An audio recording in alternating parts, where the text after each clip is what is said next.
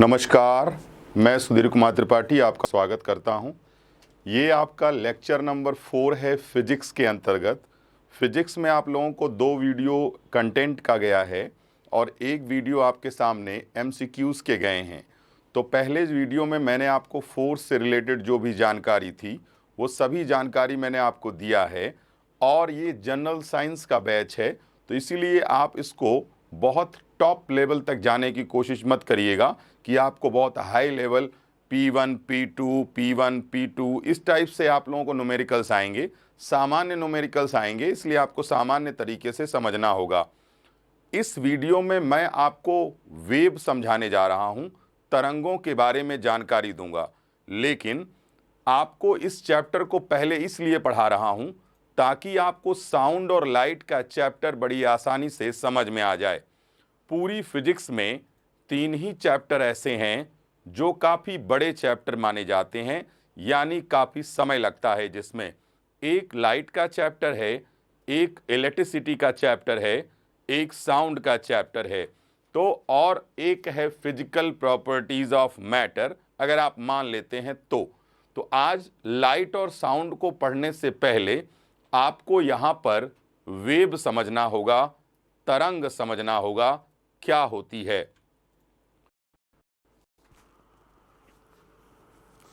तरंग समझना होगा यानी वेव क्या होती है। तो चलिए आइए वेव आपको पहले समझाते हैं। अगर मैं आपसे पूछता हूं वेव क्या है, तरंग क्या है, तो कई स्टूडेंट जवाब देंगे सर लहर तरंग है। नहीं, लहर तरंग नहीं होती। फिर इसके बाद आप कहोगे सर फिर तरंग क्या है। तो मैं आप लोगों को बताना चाहता हूं, मैं आपको एक सिंपल सा एग्जाम्पल दूंगा। यह भी ध्यान रखना, तरंगें कभी डिस्टर्ब नहीं होती, तरंगें अपनी डायरेक्शन या अपनी दिशा में चलती रहती हैं। जैसे मान लो आप मुझे तरंग मान लीजिए, तो मैं एक सीधी दिशा होगी उस दिशा में चलना पसंद करूंगा, लेकिन हमारे अगल बगल अगर कोई खड़ा है तो हो सकता है मेरे चलने से उनमें डिस्टरबेंस पैदा हो जाए। तो याद रखना, उन्हीं को हम बोलते हैं क्या, तरंग। हमारे कहने का मतलब यह है कि तरंगें वो हैं जो अपने आसपास डिस्टरबेंस पैदा करती हैं। तो अब डिस्टरबेंस का मतलब क्या हुआ, उसे हम कहते हैं विक्षोभ। तो विक्षोभ का मतलब यह हुआ कि डिस्टरबेंस पैदा होता है। मैं आपको एक सिंपल एग्जांपल देता हूं। मान लीजिए आप प्लेटफॉर्म पर खड़े हैं और ट्रेन आती है, और मान लीजिए आप पटरियों के थोड़ा नजदीक में खड़े हैं प्लेटफॉर्म पर, ट्रेन सामने से आती है, तो ट्रेन तो सीधी गुजर गई आपके सामने से, लेकिन आपकी बॉडी में थोड़ा बहुत डिस्टरबेंस होता है। जैसे एग्जाम्पल के तौर पर आपको समझाता हूं, आपकी बॉडी थोड़ा ऐसे मूव करेगी, बाल वाल उड़ जाते हैं, आपके कपड़े वगैरह उड़ने लगते हैं। तो एक बात बताओ, ट्रेन तो सीधा चली गई ना, तो ट्रेन में तो कोई डिस्टरबेंस उत्पन्न नहीं हुआ, आपके शरीर में कहीं ना कहीं डिस्टरबेंस या विक्षोभ उत्पन्न हुआ। तो इसी पूरी प्रक्रिया को ही हम तरंग के नाम से भी जानते हैं। तो मैं अगर आपसे पूछता हूं कि क्या तरंग डिस्टर्ब होती है, तो आपका उत्तर होगा नहीं। लेकिन अगर आपसे मैं ये पूछता हूं कि क्या तरंग डिस्टर्ब करती है, बिल्कुल डिस्टर्ब करती है। मैं आपको यहां एक बात और बताऊंगा।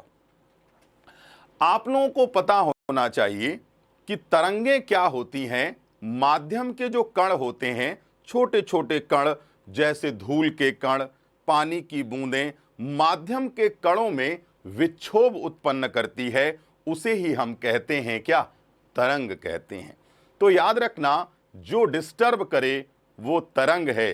तो आइए तरंगों के प्रकार जानते हैं। तरंगें 2 प्रकार की होती हैं।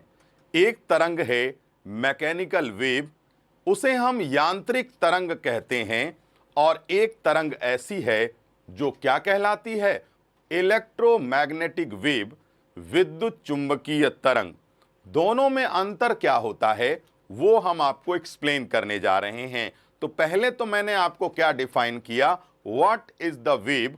तो बेटा याद रखना, अगर मैं यहां पर लिखता हूं वेव, तो उसके आगे आपको लिखना होगा डिस्टरबेंस, यानी तरंग ही विक्षोभ उत्पन्न करता है और विक्षोभ तरंग से उत्पन्न होता है। तो विक्षोभ ही तरंग को बड़ी आसानी से परिभाषित कर देता है, डिफाइन कर देता है। तो आइए, आपको पता होना चाहिए तरंगें दो प्रकार की होती हैं, मैकेनिकल वेव, इलेक्ट्रोमैग्नेटिक वेव, यानी यांत्रिक तरंगें, और साथ ही साथ क्या है, एक का नाम है इलेक्ट्रोमैग्नेटिक वेव, जिसे हम विद्युत चुंबकीय तरंग के नाम से भी जानते हैं। ध्यान रखिएगा। तो आइए, इस पूरे कंटेंट में क्या क्या है इस पूरी वीडियो में जान लेते हैं। पहले देखिए क्या क्या है। तरंगों का परिचय है, इंट्रोडक्शन ऑफ वेव, अभी मैंने इसकी परिभाषा आपको बताई है। टाइप्स ऑफ वेव हैं, तरंगें दो प्रकार की होती हैं, ये भी मैंने अभी आपको थोड़ी देर पहले बताया। यांत्रिक तरंगें और साथ ही साथ होती हैं विद्युत चुंबकीय तरंगें। इसके अलावा तरंगों के लक्षण बताएंगे, ठीक है। आवर्तकाल तरंग दैर्घ्य एवं आवर्ती नहीं होता है, ये आवृत्ति है। कहीं न कहीं थोड़ा बहुत कुछ करने के बाद भी मिस्टेक हो जाती है। तरंगों की गति बताएंगे, आपको स्पीड बताएंगे, हमारे जीवन में तरंगों का क्या उपयोगिता है वो हम आपको समझाएंगे। तो आइए स्टार्ट करते हैं इंट्रोडक्शन ऑफ वेव, तरंगों के प्रकार। चलिए देखिए बेटा, आपके सामने है, मेरी बात ध्यान से सुनो, इसकी तरफ ध्यान मत देना, अभी पहले मैं आपको समझाता हूं। देखो इधर ध्यान से देखना क्या लिखा है, पहले ध्यान दो। Disturbance for transfer energy from one point to another point in medium or vacuum. बहुत सिंपल सी बात है, ध्यान रखना। यानी disturbance for energy transfer, disturbance for transfer energy, यानी कहने का मतलब समझिएगा, मान लो ये यहां पर कुछ एनर्जी है, ठीक है। इस एनर्जी को हम यहां पर ले आना चाहते हैं, यानी एनर्जी को हम ए से बी तक लाना चाहते हैं, ऊर्जा को। तो ऊर्जा को अगर हमको ए से बी तक लाना है तो हम क्या करेंगे, किसी माध्यम या निर्वात में एक बिंदु से दूसरे बिंदु तक ऊर्जा का स्थानांतरण करने वाले विक्षोभों को क्या कहा जाता है, तरंग कहते हैं। मतलब ए से बी तक ऊर्जा को ट्रांसफर करना है, तो बेटा याद रखना, इस ऊर्जा को ट्रांसफर करने में जो भी डिस्टरबेंस पैदा हो रहा है, इस डिस्टरबेंस को हम लोग क्या बोलते हैं, तरंग के नाम से जानते हैं, यानी हम उसे वेव कहते हैं। मेरी बात ध्यान से सुनिए। मान लीजिए बस एक माध्यम है, ठीक है, और बस हमको, मान लीजिए हम यहां मुखर्जी नगर से जीटीवी नगर जाना चाहते हैं, तो बस हमारा क्या है, माध्यम है। जैसे यहां पर माध्यम क्या है, कोई भी माध्यम हो या निर्वात हो, तो बस हमको लेके जाएगी। मान लीजिए हम ही को ट्रांसफर करना हुआ, आप हमें एनर्जी मान लीजिए, आप हमें ऊर्जा मान लीजिए, बस को आप माध्यम मान लीजिए या निर्वात मान लीजिए। तो याद रखना, हमें पहुंचाने में बस के द्वारा, यानी हमें पहुंचाने में जो मेहनत की जाएगी, जो डिस्टरबेंस उत्पन्न होगा, उसी को हम लोग क्या कहते हैं, वेव के नाम से जानते हैं। यानी बस एक माध्यम हुआ, हम एक एनर्जी हुए, ऊर्जा, और जब हम उस बस में चढ़े तो बस में ऐसा प्रोसेस हुआ कि उसने हमें मुखर्जी नगर से जीटीवी नगर पहुंचा दिया। तो याद रखिएगा, उस बस के द्वारा जो भी क्रिया की गई होगी, उससे डिस्टरबेंस पैदा हुई, और उस डिस्टरबेंस के कारण हम मुखर्जी नगर से कहां पहुंच गए, जीटीवी नगर पहुंच गए। तो याद रखिएगा, एक बिंदु से दूसरे बिंदु तक ऊर्जा का स्थानांतरण करने में जो विक्षोभ या डिस्टरबेंस उत्पन्न होता है, उसे ही हम लोग तरंग के नाम से जानते हैं। तरंगें दो प्रकार की होती हैं, यांत्रिक तरंग और दूसरे का नाम है विद्युत चुंबकीय तरंग। देखिए इधर बेटा, पहली वेव कौन सी है, देखिए, यांत्रिक तरंग। दूसरी वेव कौन सी है? विद्युत चुंबकीय तरंग।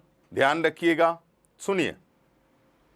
मान लीजिए आप दो मित्र हैं, दोनों मित्र यहां से चले, और दोनों मित्र जब यहां से चले तो चलने के बाद दोनों मित्र एक बस से उतरे। तो अब उस बस से जब उतरे तो बस से उतरने के बाद दोनों मित्र जब बस से उतरे तो बस से उतरने के बाद एक ने कहा गांव जाना है, ऑटो कर लेते हैं। तो अब एक ने कहा गांव जाना है, ऑटो कर लेते हैं। मान लीजिए आप बस से उतरे और आपको गांव जाना है, तो क्या करेंगे आप? अब एक मित्र ने कहा भैया ऐसा है, ऑटो मिलेगा तो जाएंगे, और एक मित्र ने कहा भैया ऑटो मिलेगा तो भी जाएंगे और ऑटो नहीं मिलेगा तो भी चले जाएंगे। तो ये बताइए, उन दोनों मित्रों में से जो पहला मित्र था उसको चलने के लिए किसी न किसी माध्यम की जरूरत थी, और वह माध्यम था ऑटो। लेकिन दूसरा वाला जो मित्र था उसे किसी भी प्रकार के माध्यम की आवश्यकता नहीं थी। तो मान लीजिए पहला मित्र आप मानिए यांत्रिक तरंग को, और दूसरे मित्र को मानिए आप विद्युत चुंबकीय तरंग को। यांत्रिक तरंग को चलने के लिए सदैव माध्यम की आवश्यकता होगी। विद्युत चुंबकीय तरंग को चलने के लिए माध्यम को कोई आवश्यकता नहीं होगी। यानी विद्युत चुंबकीय तरंग माध्यम के साथ भी चल सकती है और माध्यम के बिना भी चल सकती है। ध्यान रखिएगा, माध्यम के साथ भी चल सकती है और बिना माध्यम के भी चल सकती है, लेकिन यांत्रिक तरंगें केवल माध्यम के साथ ही चल सकती हैं। मैं माध्यम बताता हूं आपको। मैं भी एक माध्यम हूं, आप भी एक माध्यम हैं, मीडियम हैं।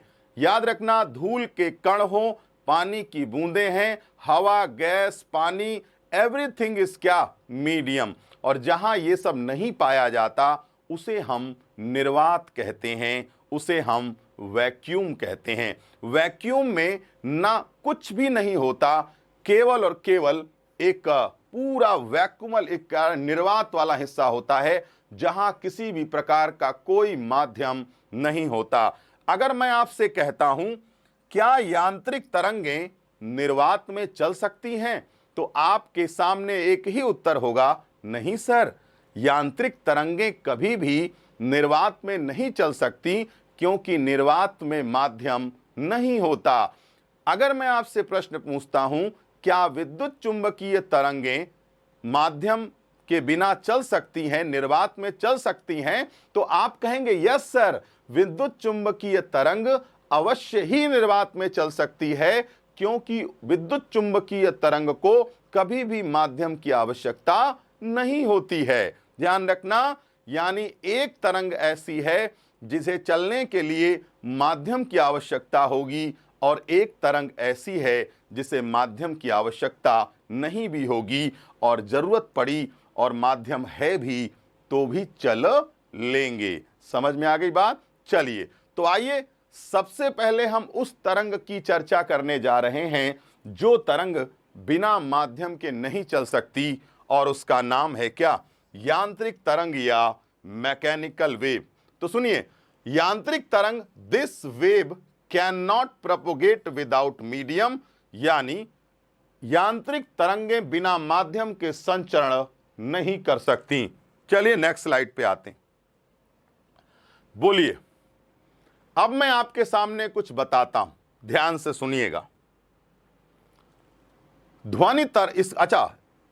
यांत्रिक तरंगों का उदाहरण तो जान लीजिए कि कौन सी ऐसी तरंगें हैं जो यांत्रिक तरंगें होती हैं।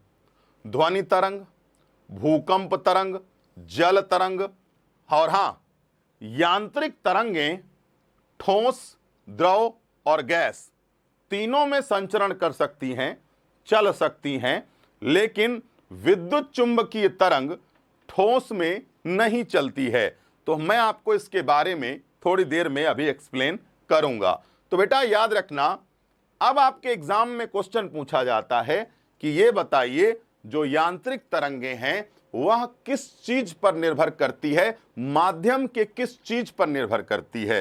तो याद रखना, यांत्रिक तरंगें प्रत्यास्था और जड़त्व पर निर्भर करती हैं, इलास्टिसिटी और इनर्शिया पर निर्भर करती हैं। जैसे मैं एग्जाम्पल देता हूं, आपसे पूछा गया ध्वनि तरंग कौन सी तरंग है, तो आप क्या कहेंगे? यांत्रिक तरंग है। आपसे पूछा गया जो भूकंप आता है, उस भूकंप में जो 3 तरंगें उत्पन्न होती हैं, सिस्मिक वेग, ये बताइए वो कौन सी तरंग है, तो यांत्रिक तरंग है। अगर आपसे पूछा गया जल में जो तरंग उत्पन्न होती है वह कौन सी तरंग है, तो आप कहेंगे यांत्रिक तरंगें। यांत्रिक तरंगें हमेशा याद रखना वहां उत्पन्न होंगी जहां रिजिडिटी होती है, जहां पर प्रत्यास्था ज्यादा होती है, खिंचाव ज्यादा होता है। तो याद रखना, जिस माध्यम में खिंचाव ज्यादा होगा वहां पर यांत्रिक तरंगें ज्यादा चलेंगी, और जिस माध्यम में खिंचाव कम होगा यांत्रिक तरंगें वहां चलने में उनको दिक्कत होंगी। तो यांत्रिक तरंगें ठोस में भी चल सकती हैं, द्रव में भी चल सकती हैं, गैस में भी चल सकती हैं, और यांत्रिक तरंगों में प्रत्यास्था और माध्यम के जड़त्व पर निर्भर करती हैं। तो क्लियर हो गया, तरंगें 2 प्रकार की होती हैं, यांत्रिक तरंग है, विद्युत चुंबकीय तरंग है। यांत्रिक तरंगों को चलने के लिए माध्यम की आवश्यकता होती है, जबकि विद्युत चुंबकीय तरंग को चलने के लिए माध्यम की कोई आवश्यकता नहीं होती है। साउंड वेव कौन सी वेव है, तो वह यांत्रिक तरंग है। तो आइए, यांत्रिक तरंग भी 2 प्रकार की होती है, यानी तरंगें कितने प्रकार की होती हैं? 2, यांत्रिक और विद्युत चुंबकीय। और अब मैं आपको पढ़ाने जा रहा हूं कि यांत्रिक तरंगें कितने प्रकार की होती हैं? 2 प्रकार की होती हैं। ध्यान से देखिएगा, ये देखो आपके सामने है, और सबसे पहली वेव कौन सी आएगी, आइए उसको समझाते हैं। नाम है ट्रांसवर्स वेव या अनुप्रस्थ तरंग। ध्यान से देखिएगा, बहुत आसानी से समझ में आ जाएगा। सर इसको जरा इधर लगा देंगे क्या? अगर लग जाए तो देखिए, ताकि हम बच्चों को अच्छे से समझा सकें। थोड़ी देर के लिए, बस हो गया, थोड़ी देर छोड़ दीजिए। ओके, देखिए बेटा, अब आपसे प्रश्न पूछा गया यांत्रिक तरंग के उदाहरण बताइए, तो आप कहेंगे अनुप्रस्थ तरंग और अनुदैर्ध्य तरंग। ठीक है, तरंगों के कितने प्रकार हैं? 2, यांत्रिक तरंग मैकेनिकल वेव और इलेक्ट्रोमैग्नेटिक वेव यानी विद्युत चुंबकीय तरंग। ठीक है, अब ये बताओ मैकेनिकल वेव के कितने टाइप्स होते हैं, यांत्रिक तरंग के कितने प्रकार होते हैं? तो यांत्रिक तरंग के 2 प्रकार होते हैं। पहला प्रकार मैं आपको समझाने जा रहा हूं, नाम है इसका अनुप्रस्थ तरंग, यानी ट्रांसवर्स वेव के नाम से जानते हैं। देखना बेटा, देखो पहली बात, ये आपके सामने ट्रांसवर्स वेव बनी हुई है। ठीक है, ध्यान से देखना, आपको समझ में आ जाएगा। आपको मालूम होना चाहिए, ये आपका मान लीजिए ये तरंग है। एक सेकंड, हाँ, मान लीजिए ये तरंग है, ये देखो, ये तरंग के चलने का डायरेक्शन है। ये देखो तरंग के चलने का डायरेक्शन। ठीक है, मान लीजिए ये तरंग के चलने का डायरेक्शन है। ठीक है, और बेटा ये मान लीजिए माध्यम का कण है।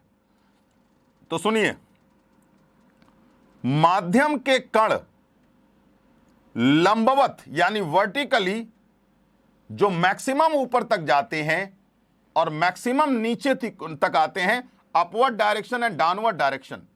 तो ऊपर की ओर जब मैक्सिमम होता है तो इस पोर्शन को हम बोलते हैं क्या? क्रस्ट। बेटा हम इसको बोलते हैं गर्त, सॉरी श्रिंग बोलते हैं। क्या बोलते हैं इसको हम? श्रिंग। तो ये क्या बन गया? श्रिंग बन गया। लेकिन जो नीचे की ओर मैक्सिमम होता है उसे हम बोलते हैं क्या? गर्त। समझ में आई बात? तो मेरी बात ध्यान से सुनिए, अभी इसको पढ़ेंगे तो समझ में आ जाएगा। यदि माध्यम के कण किस कौन से कण? माध्यम के कण, मान लीजिए धूल के कण हैं, ठीक है। अब धूल के कण यहां पे विद्यमान है और बेटा अब ये वेव आ रही है, ये देखो वेव आई, तो जैसे ही वेव आई तो उस माध्यम के कण वर्टिकली लंबवत ऊपर की ओर मैक्सिमम जो चले और कभी नीचे की ओर, यानी ऐसे ऐसे, ये ऐसे ऐसे मूवमेंट होता है। तो ये बताओ क्या यहां पर तरंग मूवमेंट कर रही है? नो, तरंग मूवमेंट नहीं कर रही है।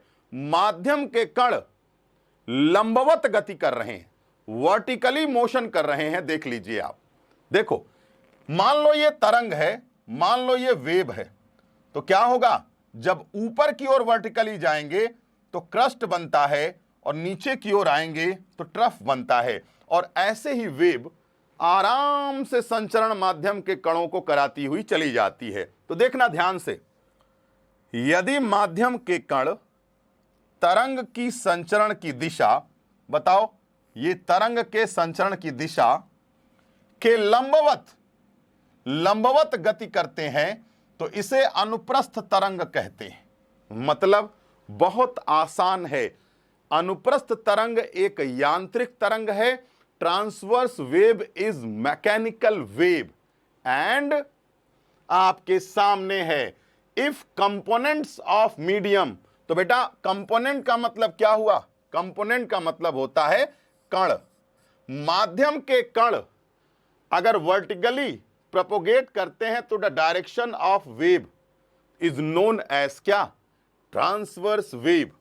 तो बेटा ध्यान रखना, ये तरंग है और माध्यम के कण कभी ऐसे जाएंगे, फिर ऐसे आएंगे, फिर ऐसे जाएंगे, फिर ऐसे आएंगे। तो यहां पर सारी क्रिया माध्यम के कणों के द्वारा हो रही है, ना कि तरंग के द्वारा हो रही है, और एनर्जी एक जगह से दूसरी जगह ट्रांसफर हो रही है।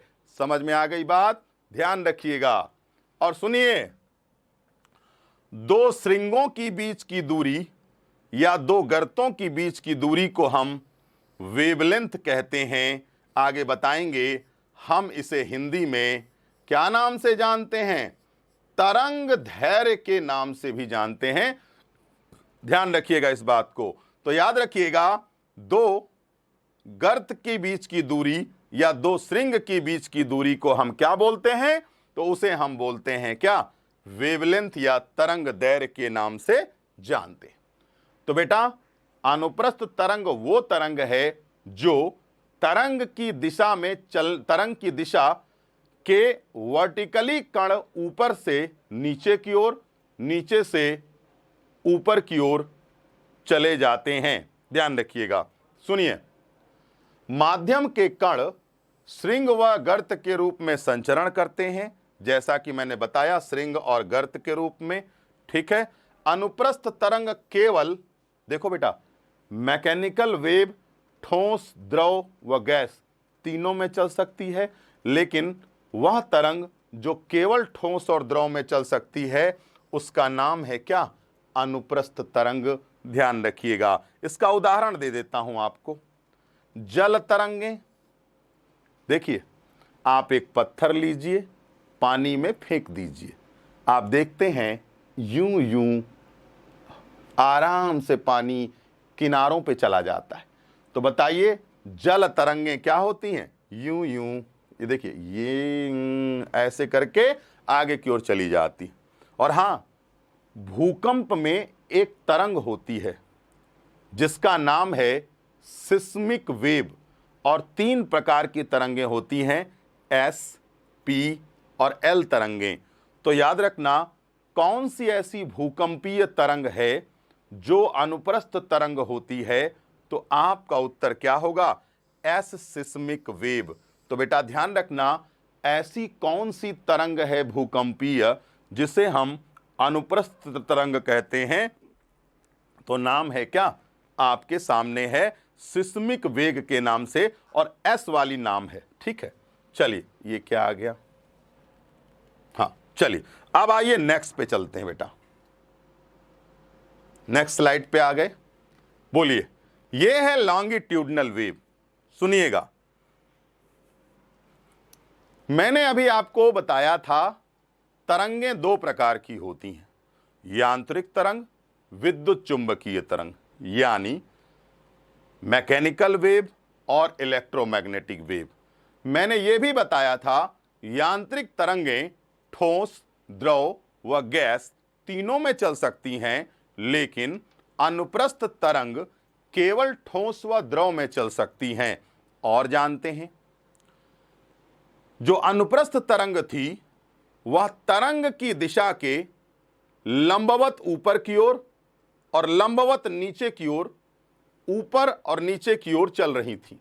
ठीक है, यह मैंने बताया था। लेकिन जब वो तरंग के ऊपर जाती थी तो श्रृंग बनाती थी, जब वो तरंग के नीचे आती थी तो गर्त बनाती थी। तो याद रखना, जो अनुप्रस्थ तरंग थी वह माध्यम के कणों को श्रृंग एवं गर्त के रूप में आगे की ओर गमन कराती है, क्रस्ट एंड ट्रफ के फॉर्म में आगे की ओर प्रोपोगेट कराती है। चलो आगे बढ़ते हैं। लेकिन यहां पर क्या अंतर है, ध्यान से देखना। आइए इसको समझते हैं। बेटा मेरी दो तीन बातों को ध्यान दीजिएगा। मान लीजिए ये वेव है, मान लीजिए ये क्या है, वेव है, मान लीजिए ये तरंग है। ठीक है, अब मान लीजिए ये माध्यम का कण है। थोड़ी देर के लिए इसको थोड़ा और कलर चेंज करते हैं। ठीक, मान लीजिए ये माध्यम का कण है। तो देखो, ये कण ऊपर गया, कण नीचे आया, कण ऊपर गया, नीचे आया।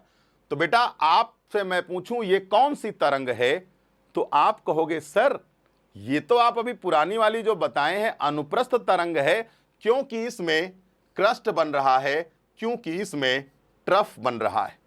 इसका मतलब तो यही हुआ। लेकिन इसको थोड़ा रब करते हैं। हाँ चलो, रब करने की कोई जरूरत नहीं है। लेकिन ये क्या है, ये लॉन्गिट्यूडनल वेव है, अनुप्रस्थ तरंग है। तो आइए बताते हैं अनुप्रस्थ तरंग का मतलब क्या होता है। ठीक है, इसे हम अनुप्रस्थ नहीं, अनुदैर्घ्य तरंग कहते हैं, अनुप्रस्थ नहीं कहते। देखो बेटा, ये अनुप्रस्थ तरंग है। देखो आपके सामने ये तरंगें चल रही हैं। मान लीजिए ये देखो तरंग चल रही है। तो क्या होता है, तरंग जब चलती है तो देखो डायरेक्शन ऑफ वेव प्रोपोगेशन, ये तरंग चल रही है। ठीक है, और सुनो, तो माध्यम के कण अगर तरंग के चलने वाली दिशा में ही प्रोपोगेट करें तो उस तरंग को क्या कहा जाता है, अनुदैर्घ्य तरंग कहा जाता है। मतलब क्या हुआ, बहुत आसान है। If component of medium, component का मतलब क्या हुआ, कण हुआ, component of medium propagate to direction of wave, मतलब अनुप्रस्थ तरंग में क्या था, तरंग की दिशा के लंबवत अपवर्ड और लंबवत यानी वर्टिकली अपवर्ड डायरेक्शन और वर्टिकली डाउनवर्ड डायरेक्शन हो रहा था। लेकिन अनुदैर्घ्य तरंग में, लॉन्गिट्यूडनल वेव में जो कंपोनेंट ऑफ मीडियम है वो क्या है, वह डायरेक्शन ऑफ वेव के साथ चल रहा है। यानी जिधर वेव जा रही है उधरी कंपन यानी जो वाइब्रेशन हो रहा है पार्टिकल में वो हो रहा है।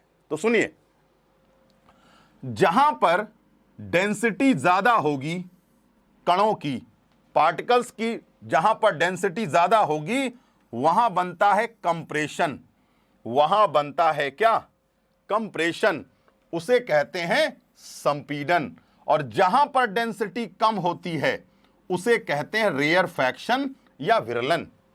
तो ये बताओ अनुप्रस्थ तरंग किस रूप में चल रही थी, अनुप्रस्थ तरंग में जो माध्यम के कण थे वो श्रृंग एवं गर्त के रूप में गमन कर रहे थे, लेकिन अनुदैर्घ्य तरंग में यह संपीडन और विरलन यानी लॉन्गिट्यूडनल कंप्रेशन एंड रेयरफैक्शन। बेटा देखो, रेयर का मतलब होता है कम और कंप्रेशन मतलब क्या होता है, कंप्रेस करना यानी घना। तो देखिए, जिस जगह पर कंपन के कण घने हैं उसे बोला जाता है संपीडन, और जहां पर कंपन के कण क्या हैं, कम हैं, तो वहां पर क्या है, विरलन के नाम से जाना जाता है। तो मैंने आपको दो तरंगें बताई। एक का नाम था अनुप्रस्थ तरंग। अनुप्रस्थ तरंग, तरंग के जो चलने वाली दिशा है, मान लो ये तरंग की दिशा ऊपर की ओर और नीचे की ओर उसके कण गमन करते हैं। लेकिन लॉन्गिट्यूडनल अनुदैर्ध्य तरंग क्या था? ये तरंग चलने की दिशा है, तो इसके माध्यम के कण भी इसी दिशा में मूवमेंट करेंगे, वाइब्रेट करेंगे। तो जहां पर वाइब्रेशन, कणों की संख्या ज्यादा होती है उसे बोलते हैं कंप्रेशन, और जहां पर माध्यम के कणों की संख्या कम होती है उसे बोलते हैं हम लोग रेयरफैक्शन या विरलन। तो मैं आपसे पूछता हूं अनुप्रस्थ तरंग के कण किस रूप में गति करते हैं? तो आप कहेंगे क्रस्ट एंड ट्रफ। लेकिन मैं आपसे पूछता हूं लॉन्गिट्यूडनल वेव के जो पार्टिकल्स होते हैं वो किस फॉर्म में गमन करते हैं या प्रोपोगेट करते हैं? तो आप क्या लिखेंगे? कंप्रेशन, रेयरफैक्शन, संपीडन एंड विरलन। ध्यान रखिएगा। और हां, इसका एग्जाम्पल क्या है? आप जो भी आवाज निकालते हैं मुंह से, जो भी आप जानवर आवाज निकालते हैं, डीजे बजता है, बहुत सारी ऐसी चीजें होती हैं, याद रखना वो सभी तरंगें जो ध्वनि आपके कान तक जाती है वह तरंग कौन सी है? लॉन्गिट्यूडनल वेव होती है, अनुदैर्ध्य तरंग होती है, साउंड वेव। तो बेटा याद रखना, साउंड वेव को हम ठोस में भी चला सकते हैं, द्रव में भी चला सकते हैं, और ठोस और द्रव में भी हम इसे बड़ी आसानी से चला सकते हैं। लेकिन निर्वात में ध्वनि कभी भी नहीं चलती, क्योंकि ध्वनि को चलने के लिए माध्यम की आवश्यकता होती है, और अनुदैर्ध्य तरंग एक यांत्रिक तरंग है जो बिना माध्यम के एक जगह से दूसरी जगह नहीं चलेगी। तो बेटा पी तरंगें क्या हैं? जो भूकंप में पी तरंगें उत्पन्न होती हैं वो भी क्या कहलाती हैं? वह भी लॉन्गिट्यूडनल हैं। और जो भूकंप में एस की तरंगें होती हैं वो क्या होती हैं? वह अनुप्रस्थ तरंग होती है। ध्यान रखिएगा इस बात को। चलिए आगे बढ़ते हैं। उम्मीद करता हूं आपको समझ में आ गया होगा। बेटा जो आपके सामने ये बना है ये अनुप्रस्थ तरंग है, और ये जो आपके सामने, सुनो, यहां पर तरंग की दिशा के ऊपर और नीचे कण गमन करते हैं श्रृंग एवं गर्त के रूप में, और यहां पर कण की दिशा में ही गमन करते हैं। जहां पर डेंसिटी ज्यादा होती है वहां पर संपीड़न होता है, और जहां डेंसिटी कम होती है वहां पर विरलन होता है। और हां, आपको पता होगा अनुप्रस्थ तरंग के मैंने उदाहरण बताए थे, जैसे आपके सामने था क्या एस सिस्मिक वेव जो भूकंप के समय उत्पन्न होती है। तो आइए अगला जानते हैं। देखिए बेटा, देखो सब चल रहा है, ये भी ये क्यों नहीं चल रहा है? इसे भी तो चलना चाहिए, है चलता ही नहीं। कोई बात नहीं, एक दो तीन तो चल रहे हैं, फिर देखते हैं क्या, अभी आपको पता चल जाएगा। अब सोच सकते हैं इन तरंगों को आप देख करके कि भूकंप के समय कितना बड़ा विनाश होता है पृथ्वी पर। आप इन तरंगों को देखकर स्पष्ट बता सकते हैं। अभी इसके आगे वाली स्लाइड में आपको बाकायदे तीनों वेवों में अंतर समझ में आएगा। सुनिए, हम इसे भूकंपीय तरंग कहते हैं। भूकंप तरंग कितने प्रकार की होती हैं? PSL वेव, PSL तरंग। सुनिए बेटा, ध्यान दीजिएगा।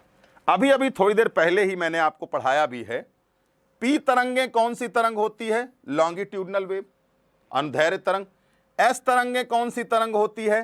तो याद रखना इसे हम कहते हैं, एस तरंगें कौन सी तरंग होती है? तो इसे हम अनुप्रस्थ तरंग कहते हैं। ये यहां पे गलत छप गया है, इसको हम हटवाएंगे अभी यहां से, ठीक है। एस तरंगें कौन सी तरंग है? अनुप्रस्थ तरंग, ध्यान रखना। और हां, एल जो तरंग है ना भूकंप की, वो जो एल तरंग होती है उसकी खोज HD लव ने किया था। लव मतलब प्यार, इसीलिए इसका नाम एल तरंगे पड़ा। लव नाम के एक वैज्ञानिक हुआ करते थे, उन्होंने खोजा था, इसीलिए इसका नाम पड़ा क्या? लव तरंगे। और पी का मतलब होता है प्राइमरी वेव, और एस का मतलब होता है सेकेंडरी वेव। तो याद रखना, जिस समय भूकंप उत्पन्न होता है उस समय तीन प्रकार की तरंगें उत्पन्न होती हैं। प्राथमिक तरंगें, प्राइमरी वेव, द्वितीयक तरंगें, सेकेंडरी वेव, और एल तरंगें, लव वेव। यानी कुल मिलाकर तीन प्रकार की तरंगें उत्पन्न होती हैं। देखिएगा, जो एस तरंगें हैं सेकेंडरी कौन सी तरंग होती है? अनुप्रस्थ तरंग होती है। प्राइमरी कौन सी होती है? अनुदैर्ध्य तरंग होती है लॉन्गिट्यूडनल वेव, और एस जो लव तरंग होती है वह तरंग कौन सी होती है, वो भी एक प्रकार की अनुप्रस्थ तरंग होती है। अभी मैं थोड़ी देर में आपको चित्रों के माध्यम समझाऊंगा। देखो बेटा, ये एल तरंग है, मालूम है ये पृथ्वी की सतह पर उत्पन्न होता है। ये देखो पृथ्वी की सतह पर, ये देखो ये पृथ्वी की सतह पर उत्पन्न होगा। मतलब आप सोचिए, जब भूकंप आता है तो आपको पता होना चाहिए कि आप जब किसी चद्दर पर कुछ रखा हो, मान लीजिए किसी चद्दर पर कुछ रखा हो और बेटा आप चद्दर झाड़ दो तो सामान कभी इधर फेंक जाएगा, कभी उधर फेंका जाएगा। तो सोच सकते हैं आपकी पृथ्वी जब भूकंप आता है तो पृथ्वी की सतह पर, धरातल पर कौन सी तरंग उत्पन्न होती है, तो उसका नाम है लव तरंगें। और लव तरंग जो होती है बेटा, वह सबसे ज्यादा भूकंप का विनाश का कारण बनती है। सोच लीजिए आपका मकान यहां बना हुआ है मान लो, तो अब आप सोचिए अगर ये तरंग ऐसे चद्दर की जड़ा झाड़ दे तो ताश के पत्तों की भांति पूरी बिल्डिंग बिखर जाएगी। क्योंकि देखो तरंग जो चल रही है वो क्या है, ये देखो ऐसे ऐसे। तो सोचो इसमें जो बिल्डिंग बनी होगी उसका हालत क्या होगा। और तो जब भी भूकंप आएगा तो भूकंप की जो तरंगें होती हैं वह पूरी तरीके से विनाश कर देंगी, जो लव तरंगें होती हैं जो पृथ्वी की सतह पर उत्पन्न होती है। अब आइए पी तरंगें। बेटा एक बात याद रखनो, ये है आपकी पी तरंगें। पी तरंगों का मतलब समझते हो? पी तरंगों को प्राइमरी वेव बोलते हैं। इसे हम अनुदैर्ध्य तरंग के नाम से भी जानते हैं। और अनुदैर्ध्य तरंग क्या होती है? जिस दिशा में तरंग चलता है उसी दिशा में अपनी ही जगह पर वाइब्रेशन होगा। देखो ये अपनी ही जगह पर वाइब्रेशन हो रहा है। अब आप सोचिए आपकी पृथ्वी है, हिला देता है बिल्कुल इस तरीके, ऐसे कर देता है, आपकी पृथ्वी को हिला के रख देता है। तो ये बताओ कौन सी ऐसी तरंग है जो अनुदैर्ध्य तरंग है और जिसे हम सिस्मिक वेव भी कहते हैं। जो पी तरंग है, प्राइमरी वेव को अनुदैर्ध्य तरंग कहते हैं, जो अपनी ही जगह पर हिला देगा। और पृथ्वी की सतह पर कौन सी होगी? ये लव तरंग होगी। और हां, एस वेव कौन सी होती है? देख लो एस वेव क्या है, श्रृंग के रूप में, ये श्रृंग है मान लो, और ये है गर्त। तो याद रखना एस मतलब होता है transverse wave, secondary wave. Primary मतलब क्या होता है आपके सामने है। तो सुनो, सबसे पहले कौन सी वेव उत्पन्न होगी? तो आइए आपको यहां पे क्लियर करते हैं। ये पी तरंगें भूकंप में अनुदैर्ध्य तरंग होती है या प्रकृति जो कि ठोस और द्रव में संचरण कर सकती है। देखो प्राइमरी तरंगें कहां कहां चल सकती है? ठोस द्रव में। एस तरंगें कहां चल सकती हैं? केवल ठोस में संचरण कर सकती हैं। एल तरंगें कहां चलती हैं? यह केवल पृथ्वी की धरातल पर पाई जाती है। और पूरा विनाश का कारण जो होता है वह एल तरंग ही होता है। ध्यान रखना इस बात को। चलिए आगे बढ़ते हैं। बेटा एक बात बताओ, आवर्त काल क्या होता है? आवर्त काल बताते हैं आपको क्या होता है। तरंग संचरण में कोई बिंदु एक कंपन पूर्ण करने में जितना समय लेता है उसे हम आवर्त काल कहते हैं। मान लीजिए ये तरंग है, ये ऊपर की ओर गया और फिर नीचे की ओर आया, तो एक कंपन पूरा हो गया। एक कंपन को पूरा करने में लगा हुआ समय क्या कहलाता है? आवर्त काल कहलाता है। और हम इसे टी से डिनोट करते हैं। पढ़ लेना एक बार, समझ में आ जाएगा। चलिए अगले चलते हैं।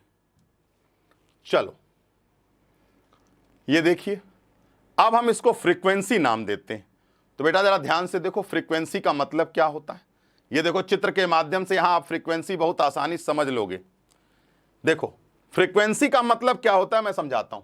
Frequency is the number of occurrence of repeating event per unit of time denoted by NNF। तरंग संचरण में किसी बिंदु द्वारा एक सेकंड में पूर्ण कंपनों को तरंगों की आवृत्ति कहा जाता है। यानी देखो इधर, ये एक बिंदु मान लीजिए और एक बिंदु ये मान लीजिए आपके दो बिंदु हैं। तो तरंग संचरण की दिशा में देखो, तरंग संचरण में किसी बिंदु द्वारा एक सेकंड में पूर्ण कंपनों की संख्या यानी इस बिंदु पर जितने भी कंपन आ रहे हैं वह उस तरंग की आवृत्ति कहलाता है। मतलब मान लो 1 2 3 4, फिर आओ 5 6, मान लीजिए 1 सेकंड में 10 कंपन होता है, तो उस तरंग की आवृत्ति कितने हर्ट्ज हुई? तो 10 हर्ट्ज हुई। ध्यान रखिएगा, एक कंपन, दूसरा कंपन, तीसरा कंपन, चौथा कंपन। तो अब आप मान लीजिए 5 सेकंड ले लेते हैं, तो 5 सेकंड में कितनी बार वह बिंदु के ऊपर नीचे कंपन कर दिया, तो उसी को हम लोग कहते हैं क्या? आवृत्ति, या हम इसे फ्रीक्वेंसी के नाम से जानते हैं। और बेटा याद रखना, फ्रीक्वेंसी एन और एफ से डिनोट की जा सकती है, यानी एन मतलब होता है नंबर और एफ होता है, आप जानते हैं, हम उसे फ्रीक्वेंसी के नाम से भी जानते हैं। चलो, तो बेटा इसका मतलब आवृत्ति का मतलब होता है तरंग। ये देखो, तरंग संचरण की दिशा है, ये तरंग संचरण की दिशा है। किसी बिंदु द्वारा 1 सेकंड में पूर्ण कंपनों को तरंगों की आवृत्ति करते हैं। मतलब आप सोचिए, किसी बिंदु से जितनी भी वाइब्रेशन हो रहे हैं उन्हीं वाइब्रेशन को काउंट कर लीजिए, तो आपको फ्रीक्वेंसी मिल जाएगी। और सुनो, इस पूरे ऊपर से लेकर नीचे तक के भाग को हम आवर्तकाल कहते हैं। हम उसे टाइम पीरियड के नाम से भी जानते हैं, हम उसे टाइम पीरियड भी कहते हैं, आवर्तकाल कहते हैं। चलिए, तरंग दैर्घ्य क्या होता है मैं बता देता हूं। देखो, इन दोनों के बीच की दूरी को यानी दो श्रृंग के बीच की दूरी को क्या कहते हैं? याद रखना, उसे दो श्रृंग या दो गर्त के बीच की दूरी को हम लोग क्या बोलते हैं? तो याद रखना, हम इसे तरंग दैर्घ्य कहते हैं। तो इसका मतलब वेवलेंथ क्या है?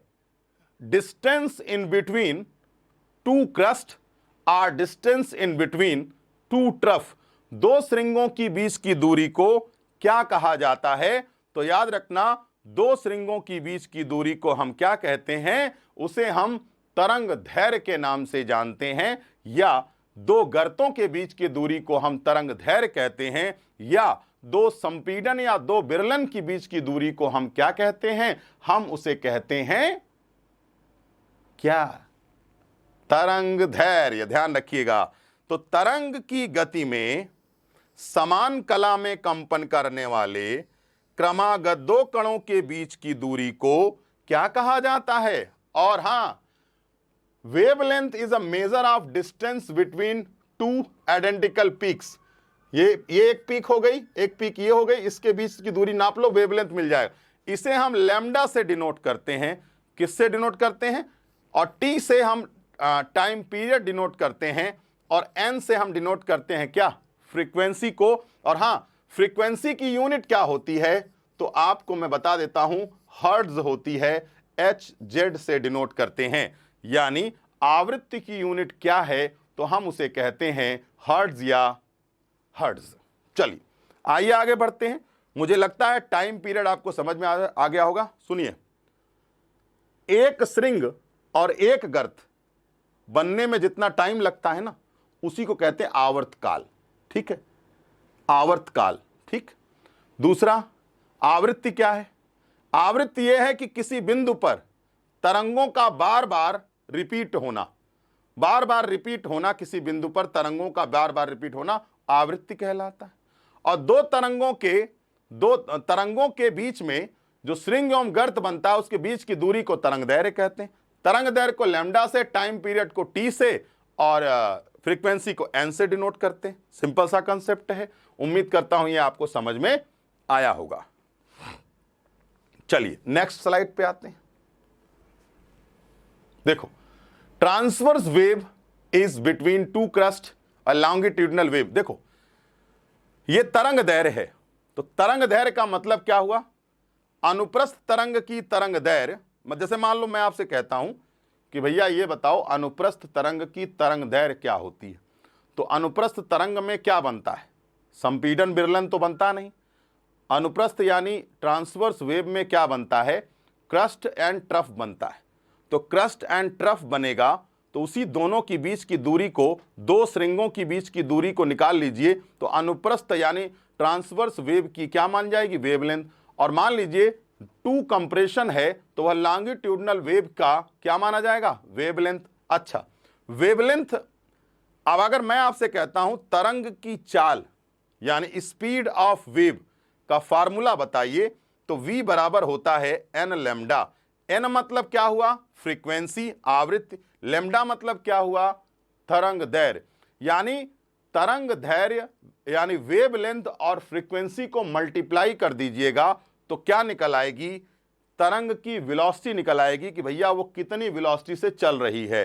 तो यहां पे आपके न्यूमेरिकल बन सकते हैं कि ये बताओ, अगर n फ्रीक्वेंसी से कोई भी वस्तु चल रही है और उसका वेवलेंथ मान लीजिए n फ्रीक्वेंसी से चल रही है, तो n फ्रीक्वेंसी का मतलब 2 फ्रीक्वेंसी से चल रही है और उसका वेवलेंथ 3 है, तो आप याद रखिए, इसको करिएगा तो वेव कितना आ जाएगा आपका, लगभग 3 दूनाई 6, यानी आपकी वेलोसिटी हो जाएगी वेव की 6 मीटर पर सेकेंड। तो आप इस फार्मूले से आराम से स्पीड ऑफ वेलोसिटी निकाल सकते हैं, स्पीड ऑफ वेलोसिटी नहीं, स्पीड ऑफ वेव निकाल सकते हैं। तो बेटा याद रखना, तरंग की चाल का फार्मूला होता है v = n लैम्डा, यानी आवृत्ति गुणनफल होता है तरंग दैर्घ्य के। बड़ी ही आसानी से आप इस फार्मूले को देख लीजिए, पढ़ लीजिएगा तो भी आपको याद हो जाएगा, कोई बड़ी बात नहीं है। ठीक है, आइए देखते हैं। मैं आपको अब अनुप्रस्थ तरंग का फार्मूला बताऊंगा, ध्यान से देखना इसको। देखो, अनुप्रस्थ तरंग है, इधर लगा दीजिए, ठीक है। देखो इधर अभी तक मैं आपको यह बता रहा था कि भैया देखो v बराबर n लैम्डा, यही ना पढ़ाया आपको अभी तक, लेकिन अब मैं आपको क्या पढ़ा रहा हूं, और यह था क्या, स्पीड ऑफ वेव। ये क्या था, स्पीड ऑफ वेव यानी तरंग की चाल। लेकिन अब यहां देखो, टेंशन इन वायर, मान लो एक तार है, उस तार को हमने खींचा तो उसमें टेंशन उत्पन्न हुआ, तनाव उत्पन्न हुआ, तो हमने उस टेंशन को नापा तो कहा भैया ये टी है। ठीक है, मतलब हम जब उस तार को खींचते हैं तो वो तार था, तो क्या था वो, टेंशन, तो उसे हम कहते हैं टी। तो याद रखना, जो टी है वह तार की टेंशन है, और अगर तार है तो इसका मतलब कोई वस्तु है। मैंने पहले वीडियो में पढ़ाया था, याद करना। अगर कोई वस्तु है तो बेटा उसमें मास जरूर होगा, यानी उसकी मात्रा जरूर होगी, उसमें क्वांटिटी जरूर होगी। ठीक है, और ये है स्पीड ऑफ वेव। तो कौन से वेव की स्पीड है ये, तो ये है आपके अनुप्रस्थ तरंग की चाल। तो फार्मूला बनता है v = टेंशन अपॉन मास। तो ये बताइए, अनुप्रस्थ तरंग की चाल, speed of transverse wave directly proportional to tension. इसका मतलब टेंशन जितना बढ़ेगा वेलोसिटी उतनी बढ़ेगी। ठीक है, और इनवर्सली प्रोपोर्शनल मास। मान लीजिए मोटा वायर है तो वेलोसिटी कम होगी, और अगर पतली वायर है तो वेलोसिटी क्या होगी, ज्यादा होगी। याद रखना इस फार्मूले को, यह है स्पीड ऑफ ट्रांसवर्स वेव। तो स्पीड ऑफ ट्रांसवर्स वेव का मतलब होता है, यह बताइए अनुप्रस्थ तरंग की चाल का फार्मूला क्या होता है, v = क्या है, टेंशन अपॉन मास। कभी भी आपके इस फार्मूले पे क्वेश्चन आए तो आप लगा सकते हैं। इधर देखो, अनुदैर्घ्य तरंग की चाल नाप लेते हैं, तो v बराबर p/d। p क्या है, p क्या है, आपको मालूम है अनुदैर्घ्य तरंग में घना यानी डेंसिटी ज्यादा तो कंप्रेशन, और डेंसिटी कम तो रेयरफैक्शन, संपीड़न और विरलन था, ध्यान रखना। तो यहां पर क्या है, P क्या है, प्राइमरी प्रेशर। इसका मतलब यह हुआ कि अनुदैर्घ्य जो तरंग होती है उसकी जो चाल होती है वह दाब के अनुक्रमानुपाती होती है, यानी समानुपाती होती है, सॉरी, डायरेक्टली प्रोपोर्शनल होता है। देखो, प्रेशर बढ़ेगा तो वेलोसिटी भी बढ़ेगी, प्रेशर घटेगा तो वेलोसिटी घटेगी। सिंपल सी बात है, डेंसिटी बढ़ेगी वेलोसिटी कम हो जाएगी, वेलोसिटी कम तो डेंसिटी ज्यादा। सिंपल सा काम है, आप देख सकते हैं इन फार्मूले में और जानते हैं। सुनिए, speed of wave directly proportional to tension, ये देखो tension directly proportional. Young coefficient, देखो यहां पर एक्चुअल में ये आर नहीं है, ये गामा होना चाहिए, कोई बात नहीं, देख लेंगे। Volume coefficient and the pressure, यानी तीन चीजों के डायरेक्टली प्रोपोर्शनल है, टेंशन, गामा, प्रेशर और वॉल्यूम, यानी इसके डायरेक्टली प्रोपोर्शनल होता है। अगर ये टेंशन और यंग प्रत्यास्था गुणांक या दाब या तो आयतन प्रत्यास्था गुणांक, अगर ये सब बढ़ते हैं तो डेफिनेटली तरंग की चाल बढ़ेगी। लेकिन अगर मास बढ़ेगा तो तरंग की चाल घटेगी। अगर घनत्व बढ़ेगा या घटेगा तो तरंग की चाल पर प्रभाव पड़ेगा। समझ में आई बात? ध्यान रखिएगा, ये सारे फार्मूले आपके सामने हैं, इसको आप देख सकते हैं। इस पर हम आपको न्यूमेरिकल भी कराएंगे, याद रखिएगा।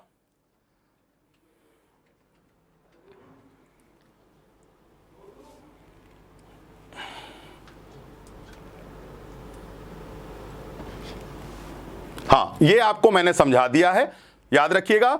द्रव्यमान और घनत्व के अनुक्रमानुपाती होता है, और इसके यानी इनवर्सली प्रोपोर्शनल और डायरेक्टली प्रोपोर्शनल होता है इन सब के। और सुनिए, दो फार्मूले भी आपके सामने लिखे हुए हैं, देख सकते हैं आप। V बराबर गामा अपॉन डी, यानी देखो जहां पर प्रेशर है ना, वहां पर हमने क्या किया, गामा रख दिया, वॉल्यूम वाला कॉन्सेप्ट रख दिया।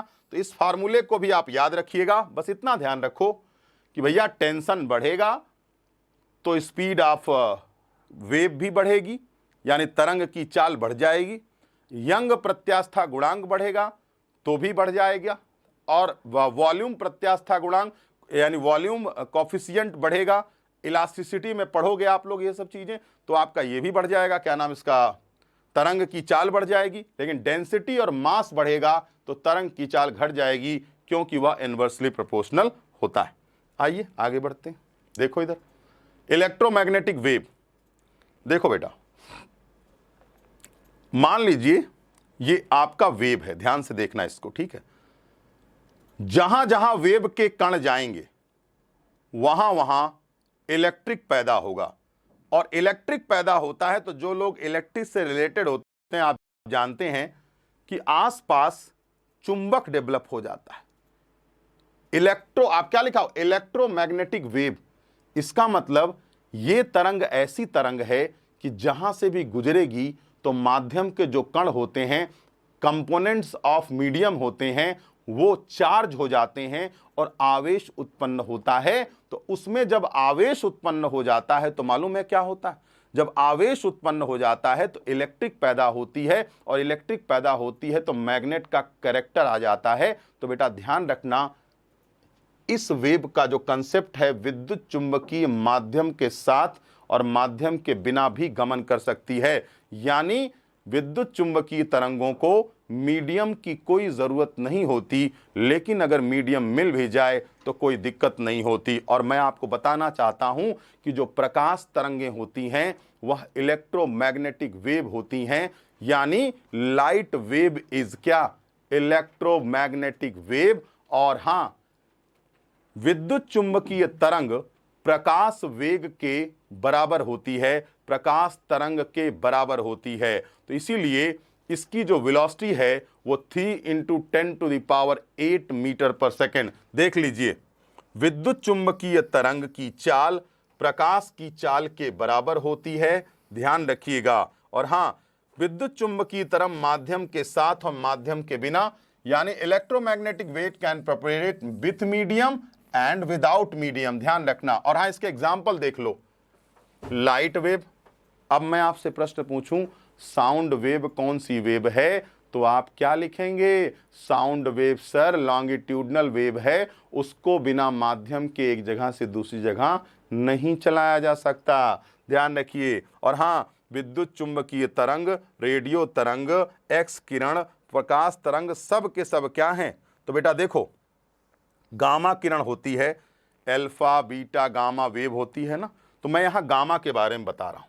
गामा की वेवलेंथ सबसे ज्यादा होती है, इसीलिए भेदन क्षमता भी गामा की सबसे ज़्यादा होती है। यानी क्या गामा को चलने के लिए माध्यम की आवश्यकता होगी? नहीं, गामा को चलने के लिए किसी माध्यम की आवश्यकता नहीं होगी। ध्यान रखिएगा इस बात को। और जानते हैं गामा किरणों का उपयोग कैंसर के उपचार में भी किया जाता है। ठीक है, तो विद्युत चुंबकीय तरंग वो तरंगे हैं जिसे चलने के लिए माध्यम की आवश्यकता नहीं होगी, और जब ये चलती हैं तो अपने आसपास इलेक्ट्रिक पैदा करती हैं, और इलेक्ट्रिक जब पैदा करेंगी तो अपने आसपास क्या उत्पन्न कर देंगी? चार्ज। और चार्ज उत्पन्न होगा तो इलेक्ट्रिक पैदा होगा, और इलेक्ट्रिक से मैग्नेट कैरेक्टर आएगा। तो याद रखना, प्रकाश तरंग जब भी कहीं से चलती है या लाइट जहां से भी गुजरती है, अपने आसपास की चीज़ों में आवेश उत्पन्न कर देती है। तो बेटा ध्वनि तरंग अनुदैर्घ्य तरंग है, जबकि क्या है? विद्युत चुंबकीय तरंग प्रकाश तरंग है, रेडियो तरंग है, और एक्स किरणें भी क्या होती हैं? आपके सामने हैं, क्योंकि विद्युत चुंबकीय तरंग है। गामा में भेदन क्षमता सबसे ज़्यादा होती है, क्योंकि गामा जो होती है वो क्या होता है? उसमें वेवलेंथ सबसे ज़्यादा पाया जाता है। गामा किरण का उपयोग हम कहाँ करते हैं? कैंसर के उपचार में करते हैं। देखो ये आपका इलेक्ट्रोमैग्नेटिक वेव का पूरा स्ट्रक्चर बना हुआ है। चलो, एक्स किरण का उपयोग कहाँ किया जाता है? आप जानते हैं एक्सरे कराते हैं, हड्डियां टूट जाती हैं, तो एक्सरे का उपयोग हम लोग डायग्नोस्टिक में करते हैं, किसी भी चीज़ को पता लगाने में करते हैं एक्स किरणों। और एक्स किरणें कहीं ना कहीं हमारे टिश्यू के लिए घातक होती हैं, इसीलिए बार बार आपको एक्सरे नहीं कराना चाहिए। एक्सरे आपको एक आध बार जीवन में 2 बार 3 बार करा लो तो करा लो, वरना आपके शरीर में टिश्यू को और सेल को डैमेज करने में एक्सरेज का बहुत बड़ा हाथ होता है। पराबैंगनी किरणें, देखो बेटा, पराबैंगनी किरणें 3 तरीके की होती हैं, अल्ट्रा वायलेट ए, अल्ट्रा वायलेट बी और अल्ट्रा वायलेट सी। सुनिए, अल्ट्रा वायलेट ए क्या होती है? वो पृथ्वी पर नहीं आती। अल्ट्रा वायलेट बी क्या होता है? जब ओजोन परत में छेद हो जाता है तो ये किरणें आ जाती हैं पृथ्वी पर। और अगर अल्ट्रा वायलेट सी किरण आ गई ना पृथ्वी पर, तो आप समझ जाइए विनाश निश्चित है। और इसीलिए आजकल जो गर्मी बढ़ रही है उसका मुख्य कारण यही है, क्योंकि ओजोन की परत में छेद हो चुका है। क्योंकि ओजोन परत इन किरणों को अवशोषित कर लेती हैं, लेकिन जब उसमें छेद हो गया है तो कोई ज़रूरत नहीं है, अपने आप वो किरणें पहुंच रही हैं पृथ्वी पर। तो सबसे खतरनाक है अल्ट्रा वायलेट सी किरण। और अल्ट्रा वायलेट का उपयोग हम लोग आजकल आँखों में, मतलब बहुत इसका जो वेवलेंथ है वो कम होता है, तो आंखों में लेसिक लेजर करवाने में उपयोग किया जाता है, ताकि आंखें आपकी ठीक हो सकें। तो लेसिक लेजर में किस वेव का प्रयोग होता है? पराबैंगनी किरणों का उपयोग किया जाता है। जीवाणुओं के उपचार में भी किया जाता है, पराबैंगनी किरणों में का उपयोग लैंप में भी किया जाता है। सबसे घातक होती है अल्ट्रा वायलेट सी किरण, जो ओजोन उसको एब्जॉर्ब करता है लेकिन नहीं कर पाता, क्योंकि ओजोन में छेद हो चुका है। अवरक्त किरणें हैं बेटा, देखो किसी भी वस्तु को गर्म करना हो ना तो उसके लिए इंफ्रारेड होनी चाहिए। तो इंफ्रारेड आपके सामने है, देख लो। It is also known as heat wave, it used in remote control. यानी जो टीवी में रिमोट कंट्रोल होता है ना, टीवी को चलाने के लिए, तो याद रखना उस रिमोट कंट्रोल में कौन सी वेव होती है, तो उसका नाम है इंफ्रावेव। हम इसे उष्मीय तरंग भी कहते हैं, क्योंकि ये किसी भी चीज को गर्म कर देती है। इसीलिए सूक्ष्म किरणों का उपयोग हम लोग कहां करते हैं? रडार में, जो माइक्रो ओवन खाने को गर्म करने वाला या बनाने वाला, मोबाइल फोन में, और वाईफाई जो आपके घरों में चलता है, और मोबाइल फोन में जो आपका जो सिग्नल पकड़ता है उसमें भी सूक्ष्म किरणें उपयोग की जाती हैं। रेडियो तरंगें क्या होती हैं? संचार क्षेत्र में और रडार में किया जाता है, ध्यान रखिएगा। तो ये सब चीजें मैंने आप लोगों को बताया। उम्मीद करता हूं आपको ये चैप्टर बहुत अच्छे से समझ में आया होगा, और ये लगभग आपका 1 घंटे का चैप्टर है, और इस वेब को अच्छे से समझ जाइएगा, वरना आपको ना लाइट समझ में आएगा ना तो आपको साउंड समझ में आएगा। उम्मीद करता हूं यहाँ थैंक यू भी है, वेरी मच भी है, और अपने मित्रों को बताइए, दोस्तों को बताइए। पीडीएफ भी है यहाँ पर, और यहाँ वीडियो लेक्चर्स भी हैं, सब कुछ है यहाँ पे अवेलेबल। अपने रिश्तेदारों को बताइए, लाभ उठाइए, एक साथ कई लोगों को नौकरी मिले और हमें अपार खुशी प्राप्त हो। तब तक के लिए नमस्कार।